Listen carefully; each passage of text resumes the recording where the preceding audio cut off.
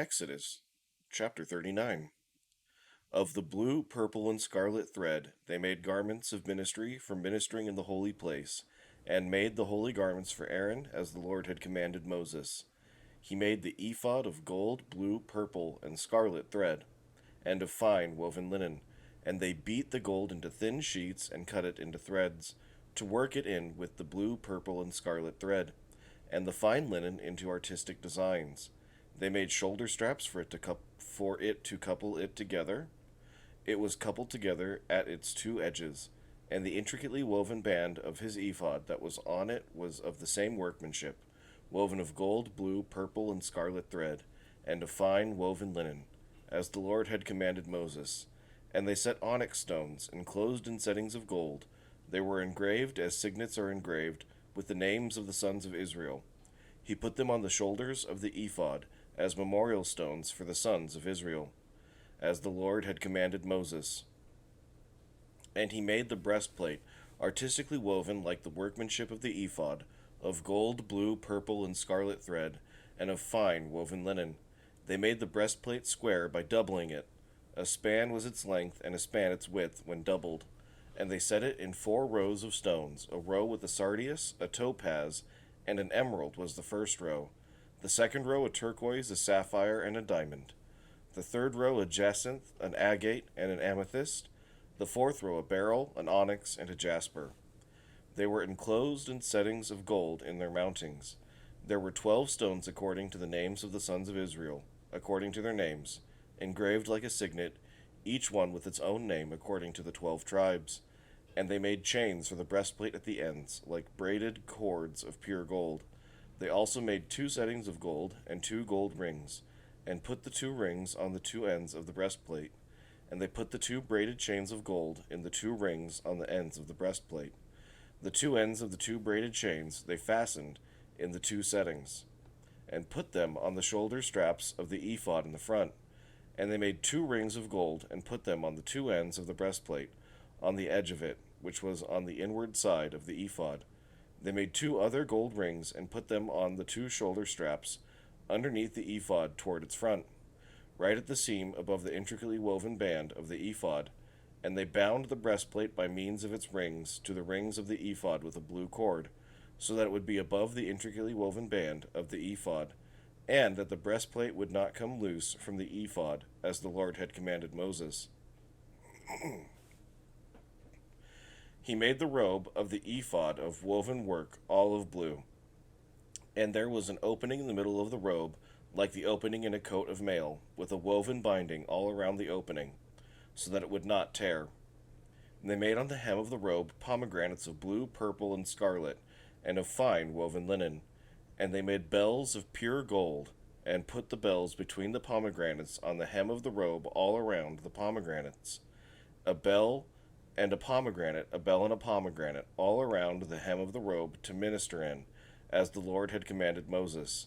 They made tunics, artistically woven of fine linen, for Aaron and his sons, a turban of fine linen, exquisite hats of fine linen, short trousers of fine woven linen, and a sash of fine woven linen with blue, purple, and scarlet thread, made by a weaver, as the Lord had commanded Moses. Then they made the plate of the holy crown of pure gold, and wrote on it an inscription like the engraving of a signet, Holiness to the Lord. And they tied to it a blue cord to fasten it above on the turban, as the Lord had commanded Moses. Thus all the work of the tabernacle of the tent of meeting was finished, and the children of Israel did according to all that the Lord had commanded Moses. So they did.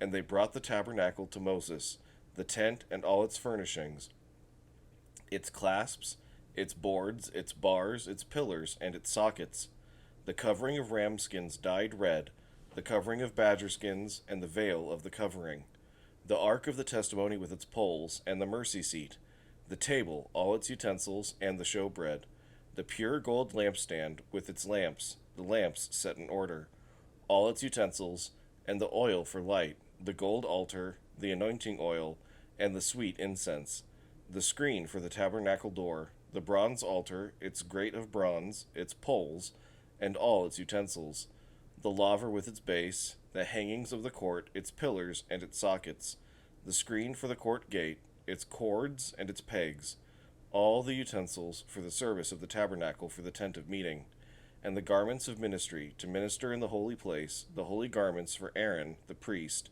and his sons' garments to minister as priests, according to all that the Lord had commanded Moses. So the children of Israel did all the work. Then Moses looked over all the work, and indeed they had done it, as the Lord had commanded. Just so they had done it, and Moses blessed them. Chapter 40. Then the Lord spoke to Moses, saying, On the first day of the month you shall set up the tabernacle of the tent of meeting. You shall put it in the ark of the testimony, and partition off the ark with the veil. You shall bring in the table and arrange the things that are to be set in order on it, and you shall bring in the lampstand and light its lamps. You shall also set the altar of gold for the incense before the ark of the testimony, and put up the screen for the door of the tabernacle. Then you shall set the altar of the burnt offering before the door of the tabernacle of the tent of meeting, and you shall set the laver between the tabernacle of meeting and the altar, and put water in it. You shall set up the court all around, and hang up the screen at the court gate. And you shall take the anointing oil, and anoint the tabernacle and all that is in it, and you shall hallow it and all its utensils, and it shall be holy. You shall anoint the altar of the burnt offering and all its utensils, and consecrate the altar. The altar shall be most holy, and you shall anoint the laver and its base, and consecrate it. Then you shall bring Aaron and his sons to the door of the tabernacle of meeting, and wash them with water. You shall put the holy garments on Aaron, and anoint him and consecrate him, that he may minister to me as priest. And you shall bring his sons, and clothe them with tunics. You shall anoint them, as you anointed their father, that they may minister to me as priests. For their anointing shall surely be an everlasting priesthood throughout their generations. Thus Moses did, according to all that the Lord had commanded him. So he did. And it came to pass in the first month of the second year, on the first day of the month, that the tabernacle was raised up. So Moses raised up the tabernacle, fastened its sockets, set up its boards, put in its bars, and raised up its pillars. And he spread out the tent over the tabernacle, and put the covering of the tent on top of it, as the Lord had commanded Moses. He took the testimony and put it into the ark, inserted the poles through the rings of the ark, and put the mercy seat on top of the ark. And he brought the ark into the tabernacle, hung up the veil of the covering, and partitioned off the ark of the testimony, as the Lord had commanded Moses. He put the table in the tabernacle of meeting on the north side of the tabernacle, outside the veil, and he set the bread in order upon it before the Lord, as the Lord had commanded Moses. He put the lampstand in the tabernacle of meeting, across from the table, on the south side of the tabernacle. And he lit the lamps before the Lord, as the Lord had commanded Moses. He put the gold altar in the tabernacle of meeting in front of the veil. And he burned sweet incense on it, as the Lord had commanded Moses. He hung up the screen at the door of the tabernacle, and he put the altar of burnt offering before the door of the tabernacle of the tent of meeting, and offered upon it the burnt offering and the grain offering, as the Lord had commanded Moses. He set the laver between the tabernacle of meeting and the altar, and put water there for washing. And Moses, Aaron, and his sons would wash their hands and their feet with water from it, whenever they went into the tabernacle of meeting, and when they came near the altar, they washed, as the Lord had commanded Moses. And he raised up all the court all around the tabernacle and the altar, and hung up the screen of the court gate. So Moses finished the work. Then the cloud covered the tabernacle of meeting, and the glory of the Lord filled the tabernacle. And Moses was not able to enter the tabernacle of meeting, because the cloud rested above it, and the glory of the Lord filled the tabernacle. Whenever the cloud was taken up from above the tabernacle, the children of Israel would go onward in all their journeys. But if the cloud was not taken up, then they did not journey till the day that it was taken up. For the cloud of the Lord was above the tabernacle by day, and fire was over it by night, in the sight of all the house of Israel, throughout all their journeys.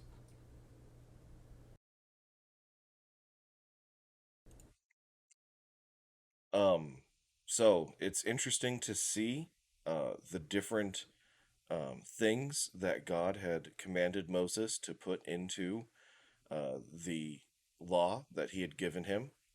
And this washing, okay? The ceremonial washing was not something that was done very much at this time in the culture around Moses.